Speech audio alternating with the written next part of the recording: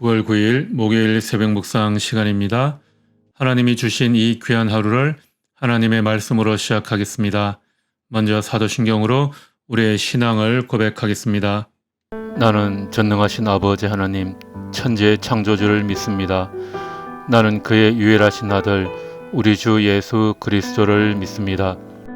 그는 성령으로 잉태되어 동정녀 마리아에게서 나시고 본디오 빌라도에게 고난을 받아 십자가에 못 박혀 죽으시고 장사된 지 사흘 만에 죽은 자 가운데서 다시 살아나셨으며 하늘에 오르시어 전능하신 아버지 하나님 우편에 앉아 계시다가 거기로부터 살아있는 자와 죽은 자를 심판하러 오십니다. 나는 성령을 믿으며 거룩한 공교회와 성도의 교제와 죄를 용서받는 것과 몸의 부활과 영생을 믿습니다. 아멘. 에스겔 30장 20절에서 26절. 제11년 첫째 달 7일에 주님께서 나에게 말씀하셨다. 사람아, 내가 이집트 왕 바로의 한쪽 팔을 부러뜨렸다. 치료하고 싸매야 그 팔이 나와서 칼을 잡을 수 있을 터인데 치료도 못하고 싸매지도 못하고 약도 못 바르고 붕대를 감지도 못하였으니 그가 칼을 쥘 수 없다. 그러므로 나 주 하나님이 말한다. 내가 이집트 왕 바로를 대적하여 성한 팔마저 부러뜨려 두 팔을 다 못쓰게 하고서 그가 칼을 잡을 수 없게 하겠다. 내가 이집트 사람들을 여러 민족 가운데 흩어놓고 여러 나라로 헤쳐놓겠다. 비로소 그들은 내가 주인 줄 알 것이다. 내가 이집트 사람들을 여러 민족 가운데 흩어놓고 그들을 문나라로 헤쳐놓겠다. 그때야 비로소 그들은 내가 주인인 줄 알 것이다. 아멘. 오늘 읽을 말씀은 에스겔 29장에서 32장까지의 말씀입니다. 29장에서 32장은 이집트에 대한 심판에 대해서 말씀하고 있습니다. 오늘 본문은 이집트와 이집트 왕에 대한 경고의 내용이죠. 오늘 본문의 배경이 되는 연대가 20절에 나와 있습니다. 제11년 첫째 달 7일에 주님께서 나에게 말씀하셨다. 에스겔은 기원전 597년에 예루살렘이 두 번째 함락되었을 때 포로로 끌려갔습니다. 그래서 11년이 되는 첫째 달 7일이 되었다라는 것이죠. 유다는 기원전 586년에 완전히 멸망해 버렸습니다. 그러니까 지금 유다가 완전히 함락되기 직전의 상황이죠. 그때 유다는 이집트의 힘을 빌려서 이 국난을 극복해 보려고 했던 것입니다. 그것에 대한 경고가 오늘 본문의 내용입니다.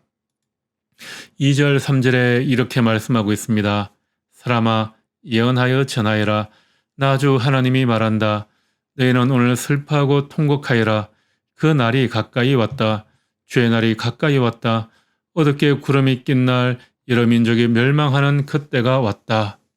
유다는 이집트를 그토록 신뢰하는 신뢰의 대상이라고 믿고 싶었습니다. 그러나 하나님께서는 이집트는 결코 신뢰의 대상이 될 수 없고 그 이집트 사람들도 목을 놓아 통곡을 할 때가 올 것이다. 이렇게 말을 하고 있죠. 2절 3절에서는 날이라는 단어가 강조되고 있습니다. 아무리 강대국이라 할지라도 그것이 끝날 때가 있다라고 합니다. 우리 각자에게도 삶의 날들이 있습니다. 각자의 날이 있죠. 부모의 역할을 해야 할 때가 있고 그 역할을 끝내야 할 때가 있고 배우자 역할을 끝낼 때도 있습니다. 지금 하고 있는 일의 마지막 날도 있습니다. 그리고 각자의 인생의 마침표를 찍는 날도 있습니다. 그 날이 어떤 의미로 남게 될지는 지금 무엇을 위해 사는지 어떤 태도를 가지고 사는지에 따라 평가가 되겠죠. 이집트만 망하는 것이 아니라 이집트를 도왔던 나라도 함께 망하게 될 것이라 합니다. 6절 7절에 이렇게 기록되어 있습니다. 나 주고 말한다. 이집트를 지지하는 사람들이 쓰러질 것이며 이집트의 거만하던 권세가 꺾일 것이고 믹돌에서부터 쇠네에 이르기까지 사람들이 칼에 쓰러질 것이다. 나 주 하나님의 말이다. 이집트는 황폐한 땅 가운데에서도 가장 황폐한 땅이 될 것이며 이집트의 성읍들도 황폐한 성읍들 가운데에서도 가장 황폐한 성읍이 될 것이다. 여러분, 여기에 나와 있는 이 동사들을 잘 보십시오. 사람들이 쓰러질 것이며 쓰러지다. 이집트의 거만하던 권세가 꺾일 것이다. 꺾인다. 또 황폐한 땅이 된다. 이 단어들은 철저하게 인간의 무력한 모습을 나타내고 있습니다. 이집트의 주변국들이 이집트를 도와 바빌로니아에 맞서려고 하지만 그것은 아무런 의미가 없다는 거죠. 인간이 인간을 궁극적으로 도울 수 있는 것은 아무것도 없다라는 거죠. 부모는 예외 없이 자녀들을 사랑합니다. 그리고 할 수 있는 한 자녀들을 위해서 모든 것을 하려고 합니다. 그러나 부모가 자녀를 궁극적으로 도울 수는 없는 것 같아요. 자녀들이 공부를 하기 위해서 학원에 보낼 수도 있고 과외를 붙여주기도 합니다. 그러나 공부를 궁극적으로 하는 것은 철저하게 자녀 자신의 몫입니다. 우리 부모가 자녀의 IQ를 높여줄 수도 없고요. 그들의 성실한 집중력을 우리가 어떻게 심어줄 수도 없습니다.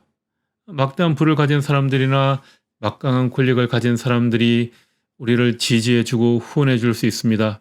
그런 다른 사람의 부러움을 살 것입니다. 그러나 그가 아무리 큰 힘을 가지고 있다 할지라도 내 마음을 짓누르고 있는 이 마음속의 돌멩이 하나는 치워줄 수가 없는 것이죠. 왜 살아야 하는지에 대해서 해답을 줄 수도 없고요. 죽음 이후의 삶에는 모든 인간이 속수무책입니다. 우리의 이 땅에서는 물론 죽음 이후의 삶에는 오직 영원하신 하나님만이 우리를 도우실 수 있습니다. 20절에서 26절은 이집트 왕에 대한 경고의 말씀입니다.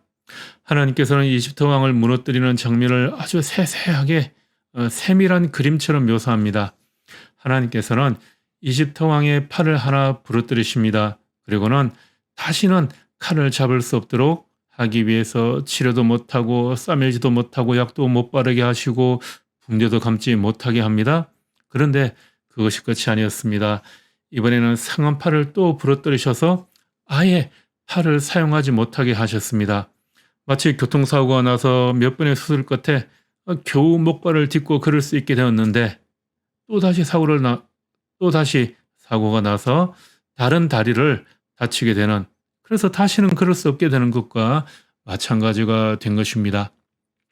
유다는 나라가 망할 때 눈에 보이는 이집트를 선택하기보다 그들을 선택해 주신 하나님을 앙망하고 하나님의 도우심을 구해야 했습니다. 그러나 그렇게 하지 않았죠.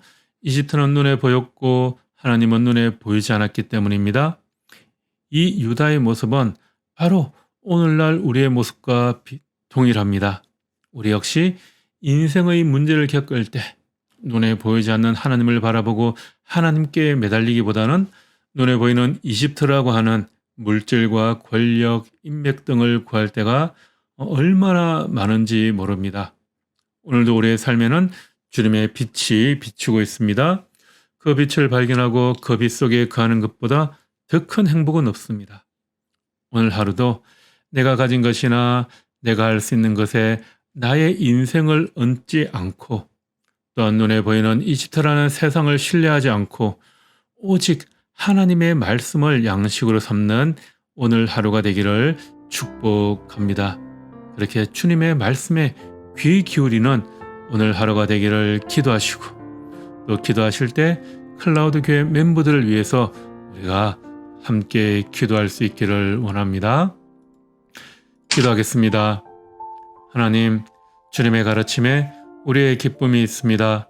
주님, 오늘 하루도 우리의 삶이 주님의 빛 가운데 거하게 하시고 우리가 주님 안에 거하며 주님이 우리 안에 거하시는 날이 되게 하여 주시옵소서.